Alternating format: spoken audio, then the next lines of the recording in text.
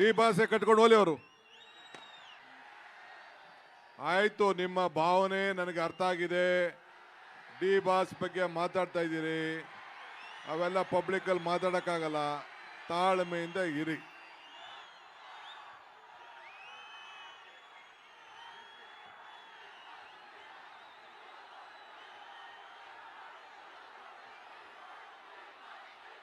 ಆಯ್ತು ಆಯ್ತು ಆಯ್ತು, ಸುಮ್ಮನಿರಿ.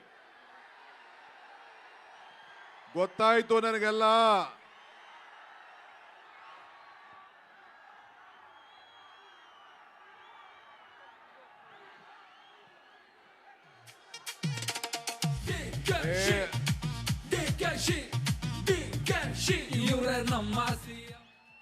ಆಯ್ತು ನೋಡಿ, ಮಾತಾಡ್ಲಾ? ಬರೀ ನಿಮ್ಮ ಡಿ ಬಾಸ್ ಅಂತ ಹೇಳ್ತಾ ಇದ್ದೀರಾ. ಕಾರ್ಯಕ್ರಮ ನಡಿಬೇಕಾ ಬೇಡವಾ?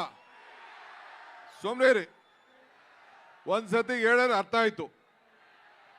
ಈ ತರ ಮಾಡೇ ಹಾಳು ಮಾಡ್ಕೋತಾ ಇದ್ದೀರಾ ನೀವು. ಸ್ವಲ್ಪ ಸುಮ್ಮನೆ ಇರಿ. ಬೋಲೋ ಭಾರತ್ ಮಾತಾ ಕಿ, ತಾಯಿ ಚಾಮುಂಡೇಶ್ವರಿಗೆ, ರಾಮನಗರದ ಕರಗ ಮಹೋತ್ಸವಕ್ಕೆ. ಬಂಧುಗಳೇ, ಓರ ಸುಮ್ಮನೆ ನಡೀರಿ, ಬಿಸಾಕ್ಬಿಟ್ಟು.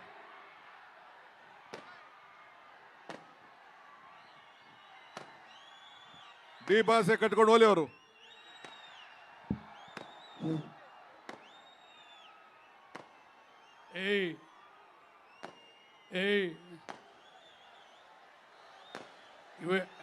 ಇದು ನಮಗೆಲ್ಲ ಗೌರವ ಇದೆಲ್ಲನೂ.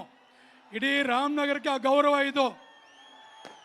ದಯವಿಟ್ಟು ಮುಖ್ಯಮಂತ್ರಿಗಳು ಮಾತಾಡ್ತಾರೆ, ದಯವಿಟ್ಟು ನಮ್ಮ ಕ್ಷಮೆ ಯಾಚಿಸ್ತೀನಿ. ದಯವಿಟ್ಟು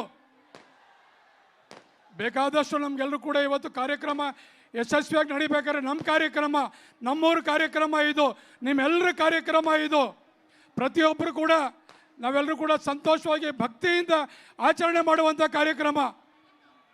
ದಯವಿಟ್ಟು ನಿಶಬ್ದವಾಗಿರಿ. ದಯವಿಟ್ಟು ನಾನು ನಿಮ್ಮಲ್ಲಿ ಮನವಿ ಮಾಡಿಕೊಳ್ತೇನೆ.